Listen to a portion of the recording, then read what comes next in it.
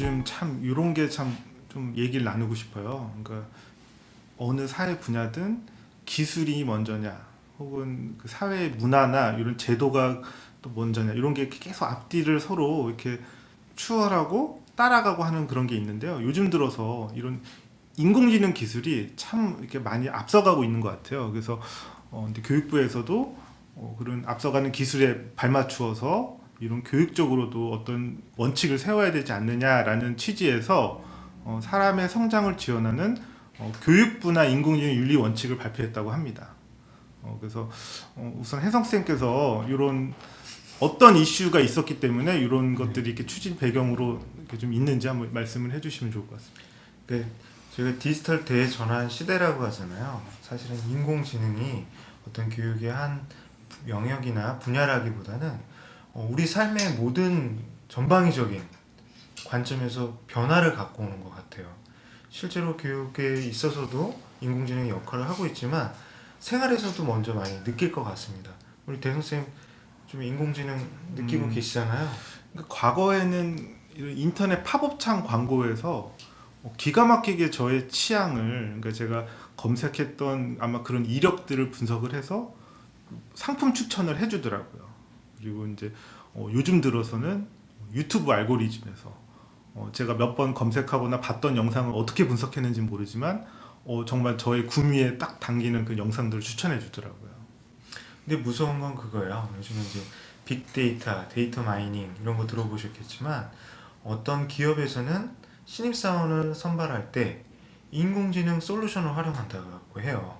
그래서 몇 가지 질문을 던지면 그 이제 준비생들이 대답을 하고 그 대답을 분석해서 알고리즘에 의해서 우리 회사에서 일할 수 없느냐를 판단 내려버린다는 거죠.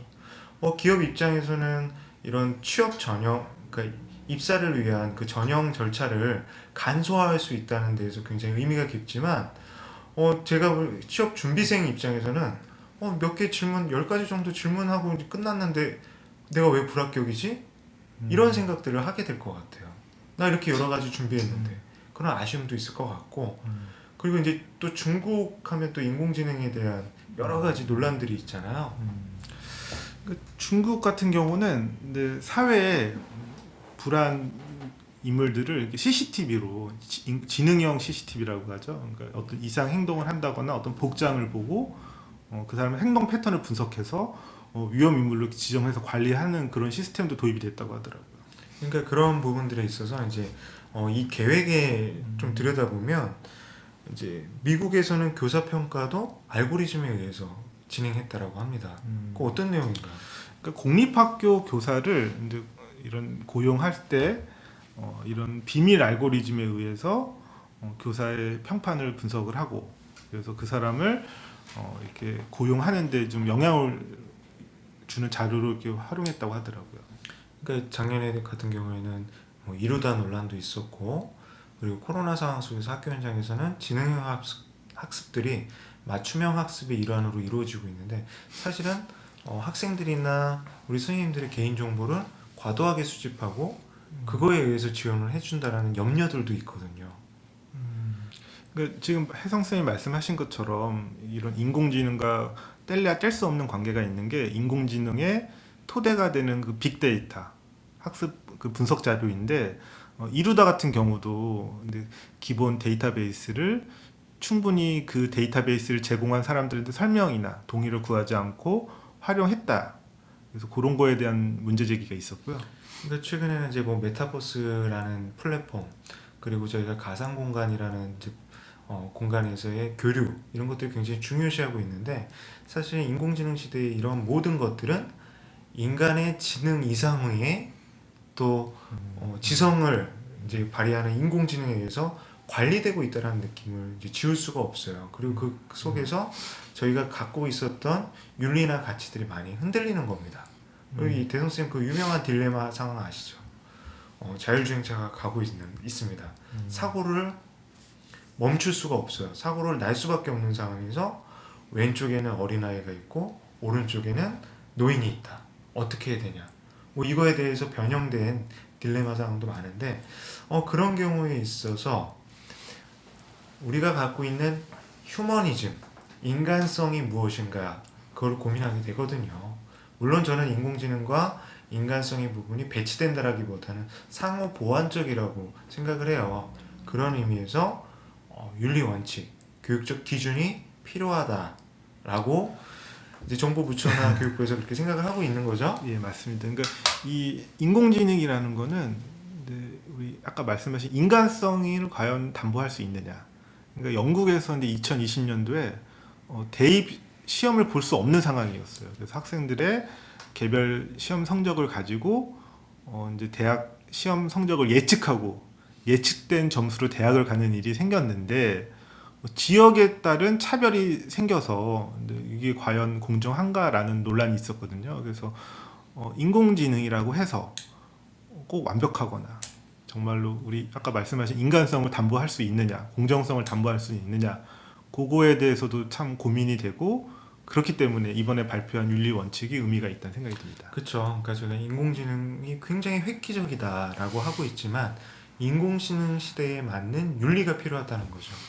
내용 요소로서도 필요하지만 방법적인 접근이나 그리고 우리 삶의 가치로서 이제 인공지능 시대 윤리가 필요하다는 건데 그래서 작년에 아마 가을쯤에 정부 부처 합동으로 인공지능 시대의 교육 방향과 핵심 과제라는 중기 보고서가 예. 나왔었어요.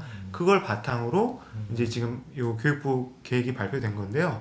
우리 대성 쌤이 이제 교육 체계표에 대해서 조금 설명을 해주시죠. 우선은 인공 분야, 교육 분야 인공지능 윤리 원칙에 있어서 미래 교육의 핵심 가치를 좀 세 가지로 표방하고 있습니다. 포용성, 지속성, 자율성.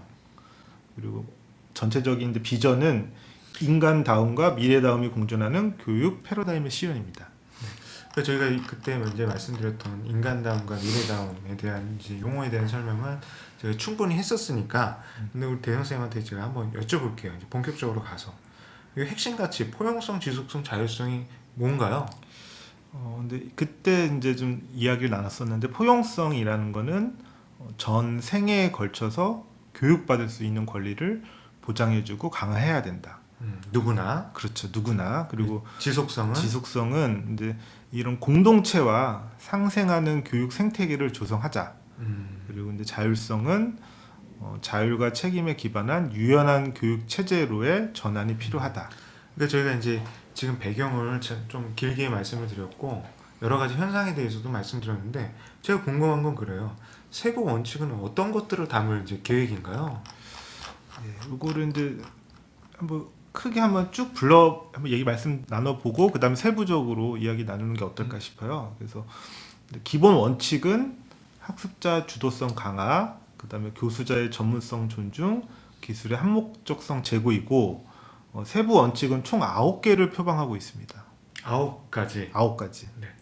예, 그래서 어떻게 쭉 한번 불러보고 한번 하나씩 예, 그냥 얘기할까요? 편안하게 이야기 예. 나누시죠. 그래서 첫 번째로 교육 분야의 인공지능은 인간 성장의 잠재 가능성을 이끌어내야 한다.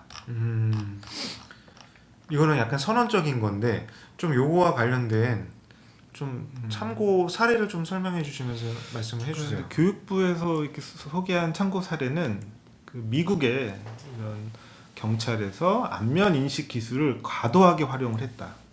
그래서 이런 범죄 수사에서 활용하던 안면 인식 기술을 무고한 이런 시민을 범죄자로 추정하는 일까지 생겨서 좀 논란이 됐었다고 합니다.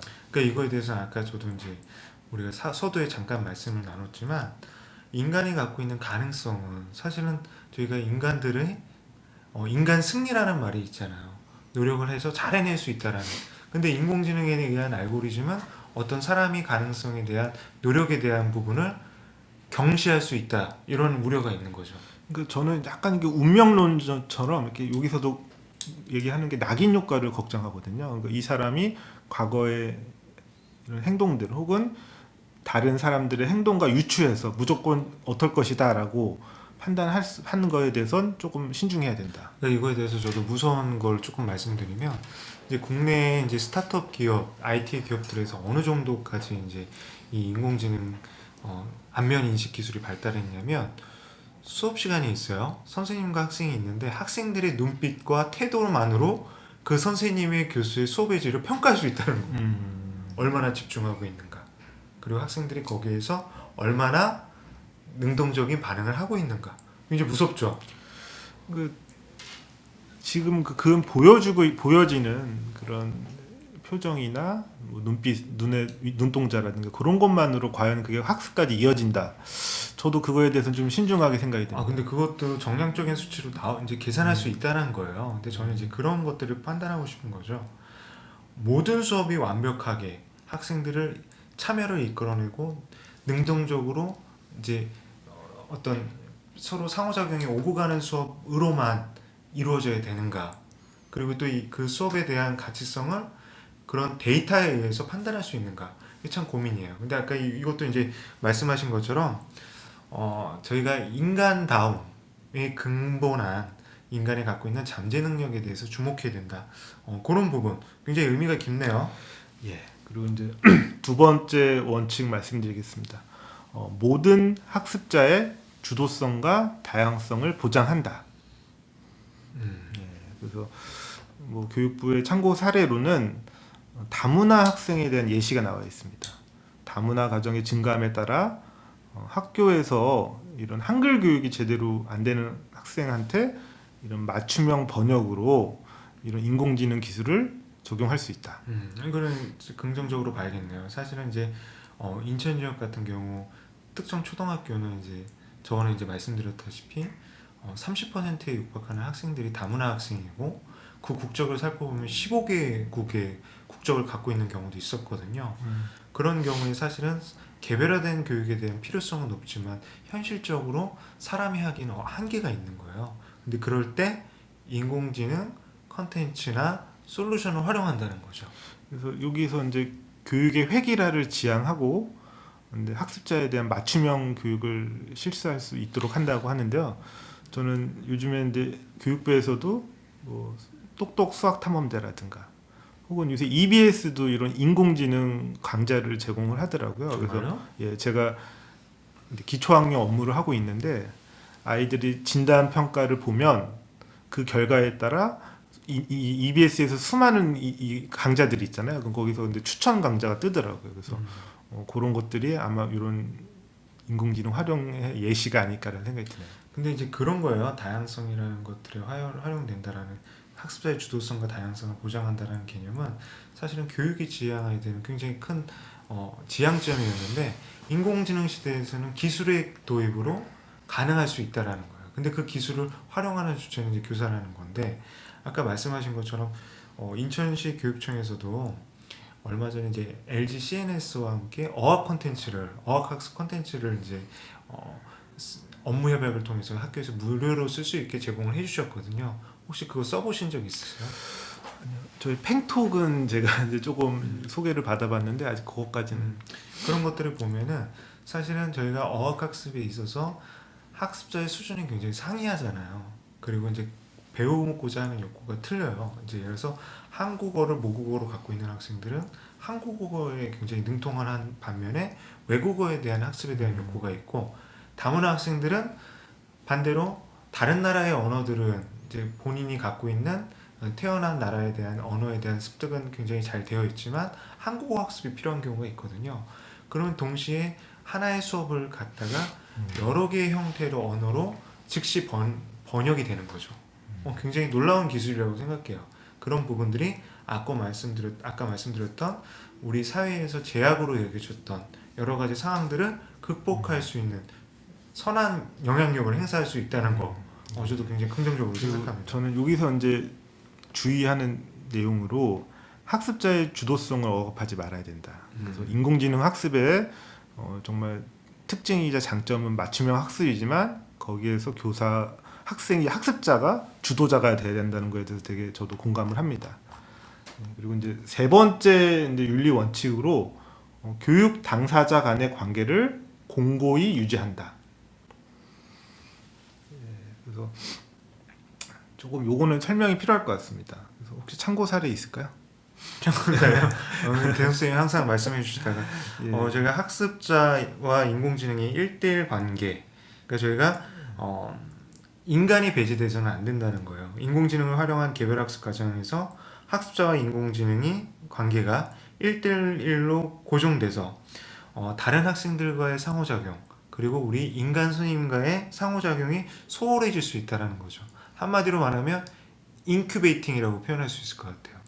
제한된 환경에 의해서 인공지능에 의해서 습득되는 간접 경험이 마치 전부인 것처럼 호도되면 안 되는 거죠. 그래서 이런 말씀 있잖아요. 넘어져도 봐야 되고 아파도 봐야 되고 여러 가지 경험을 통해서 본인이 체득하는 삶 속의 경험이 중요하다는 것 같아요. 우리 대형쌤은 어떻게 생각하세요?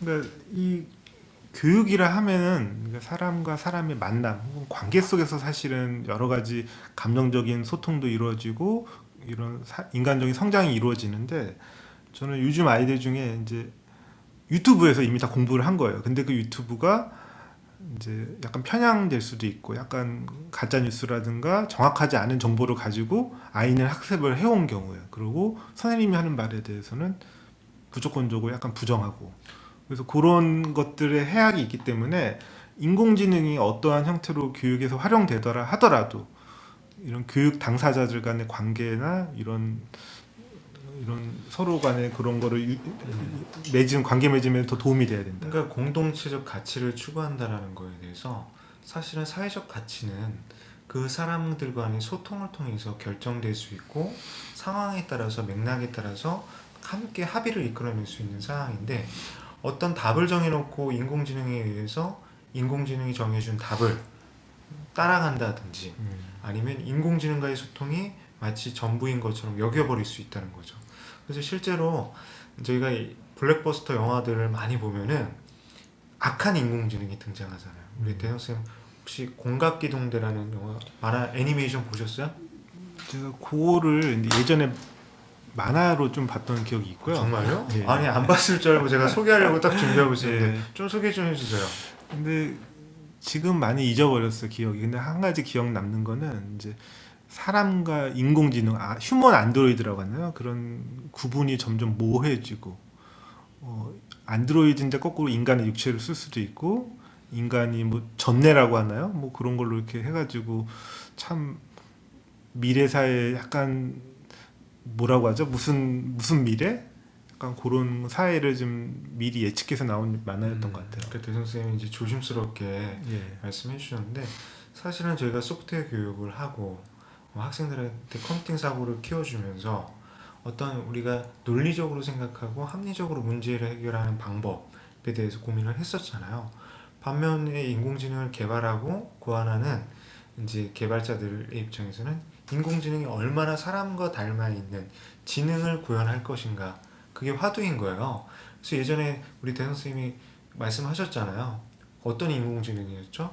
인공지능에 대해서 학습을 통해서 했더니 그 인공지능이 굉장히 글쎄요, 뭐 어떤 인공지능? 모르신가요? 뭐. 대성쌤한테 들은 것 같은데. 그러니까 인공지능에 대해서 우리가 이제 어떤 어린아이와 같은 인공지능을 우리 인터넷 사이버상에 예.